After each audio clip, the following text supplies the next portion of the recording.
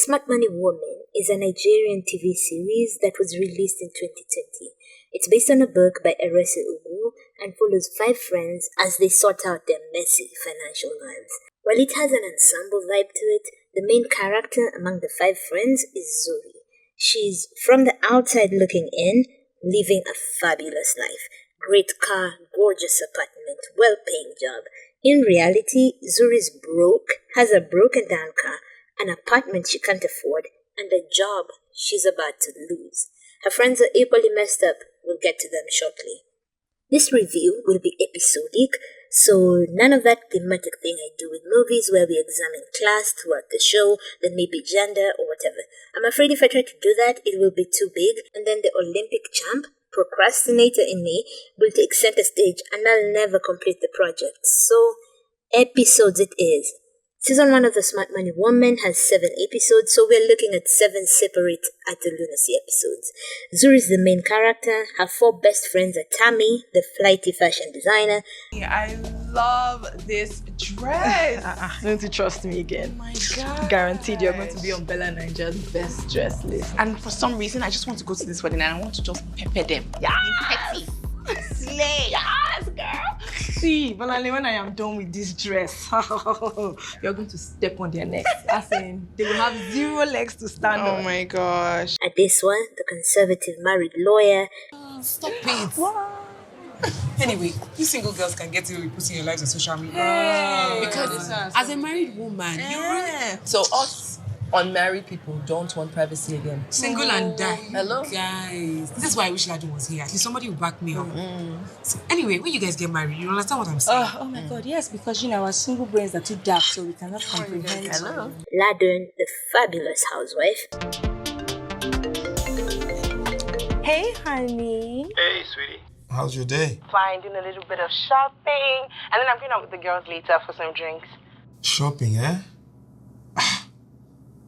About that, About what? And Lara, the tough oil and gas executive. You want to quit school? Is this a prank? Sister Lara, it's time for me to chase my dream of football and you can't get in my way. Have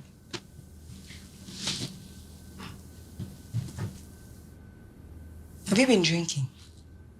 Full disclosure, I haven't read the book the show is based on, but the author was an executive producer on the show, so it's safe to say that the show must be a solid reflection of the spirit of the book. And if you need another reason to stay away from business and personal finance books, honey, this show will give it to you in spades. This show is mainly about money, so that will be the key theme, but we'll talk about so much more as we follow the girls.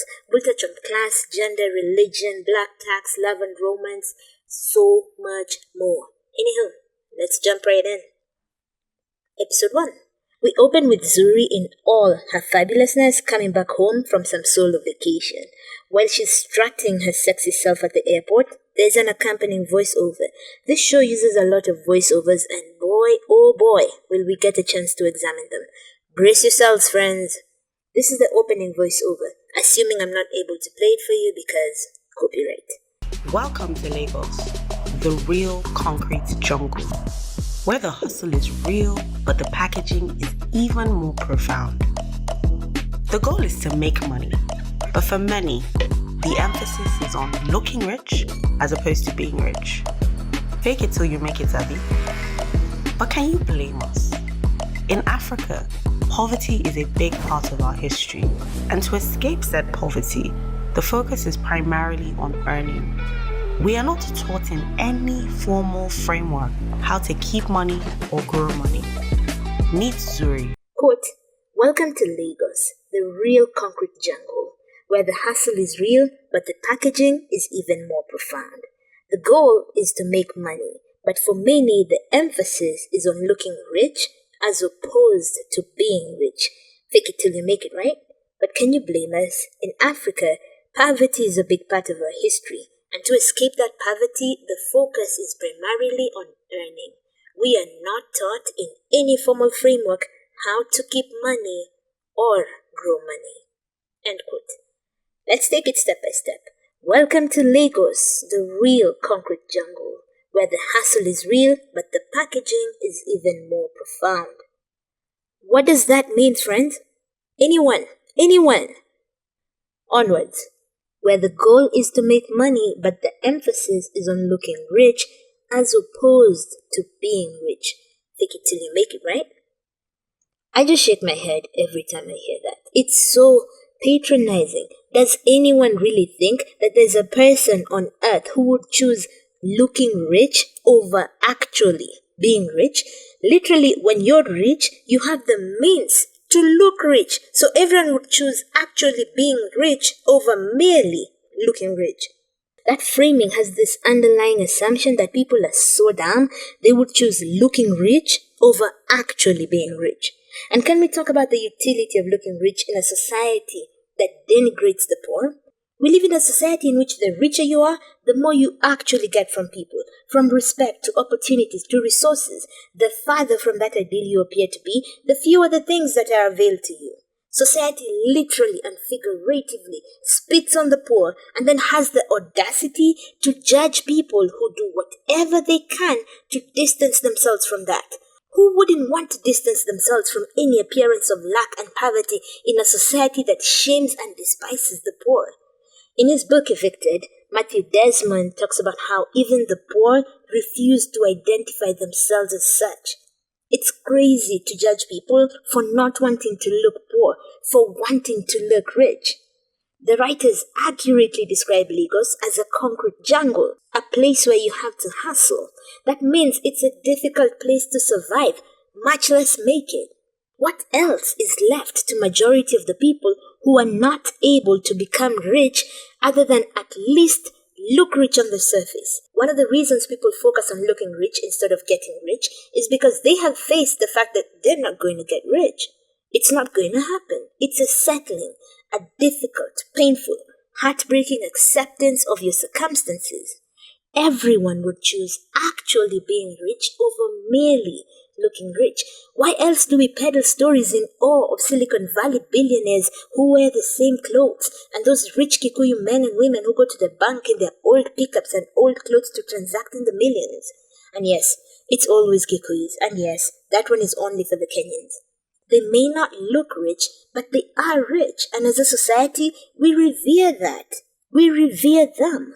If an ordinary person dressed the way rich people sometimes do, they'd catch so much hell for it. Ordinary people have to dress a certain way to get the bare minimum when it comes to respect. They don't have the luxury the rich do to just wear the same black pull neck everywhere. Poor people have only what they look like. That's it. That's all they got going for them. Being rich. Then there's the accompanying assumption that wealth accumulation, hoarding, i.e. being rich, should be everyone's goal, obviously. That's not everybody's goal. Some of us want more from life than just primitive accumulation.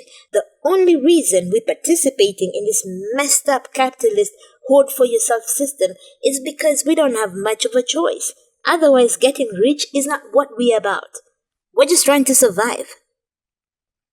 Dunk on African.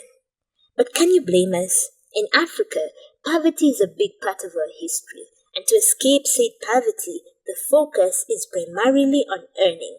We are not taught in any formal framework how to keep or grow money. There's so much to unpack here. First of all of that is a lie. I don't want to get into the poverty being part of our history because it's deep, and these writers are in no way considering or taking into account an exploitative, oppressive colonial legacy that stripped the continent of its resources and people and continues to do so, courtesy of imperialism. Poverty is a big part of our history? What is that even? Poverty is currently a big, huge part of our present. What are these people talking about? Okay, next. Let's talk about this alleged focus on earning and not keeping or growing money. First, the "we're not taught" bit lays the blame on our elders, our ancestors. That framing, that language suggests that people who could, should have taught us failed to do so. So it's the fault of our ancestors, young and old. Okay, we found the people to lay the blame on. Then what did they fail to teach us? How to keep and grow money. What is this even? Africans had a saving culture of sorts. People had granaries where they stored their harvest. That same saving culture could be translated into cash. Why do people just immediately assume Africans didn't know shit? Don't know shit. Like we don't know about saving and growing shit. Like we wasn't taught. What? Sit down. First, the reason people don't save and grow money is because many of us, too many of us, rarely earn enough to save. And that's for those lucky enough to earn something. People don't even have enough to live on, much less store away somewhere so they can later make more from it. Second, this is the 21st century we're living in. Suppose we take the thesis about not being taught by whoever or whomever is supposed to teach us about saving. Suppose we take that to be true and accurate. What's the excuse now? This information is everywhere. People know about saving from a million other sources, not least of all the internet and TV shows designed to gaslight the poor. This growing money thing is complicated for me because most investment strategies I've heard of just seem to be capitalist ways of further exploiting workers. For example, this one is contested, but rentals. In a capitalist system, housing is an investment from which you make money, not a human right. Landlords and rentiering in general are just very exploitative ways of making and growing money. People have to live somewhere, so you take advantage of this need to exploit them. One landlord on Twitter recently talked about how he had this tenant, a woman, who lived in his buildings for years. She was always late on rent, and so she was always paying punitive late fees every month. The woman got married and got children and moved into another one of his houses, a bigger one. She was still late every month, paying late fees every month. This landlord said the woman, in a period of about 10 years, bought him 2 full houses based on her rent and late fees. You tell me what that is, if not exploitation. That woman struggled to fucking pay rent every month and was always late, and this landlord is just cashing in and buying houses from her money. Meanwhile, everyone's screaming about how rentals are the best investment. How are you going to exploit people like that and call it an investment? Others like stocks, where capitalism prioritizes making money for shareholders rather than fairly compensating the workers and producing quality products, just seem like an extension of this exploitation.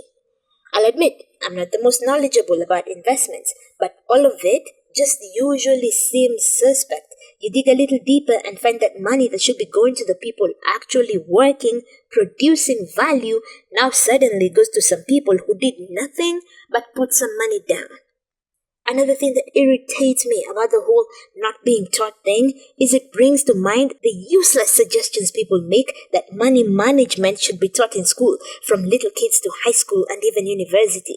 All the fucking things we could teach children about the world, about how to be decent people living in harmony with others and nature. All the fucking things we could teach them about what it means to be human, about justice and freedom and liberation. You want us to prioritize teaching them about hoarding money, some made up shit. My God, all of this blaming our ancestors and essentially blaming poor Africans for their condition just seems like a terrible place to start. But hey, that's where they chose to start. That was their choice, not ours. End of voiceover.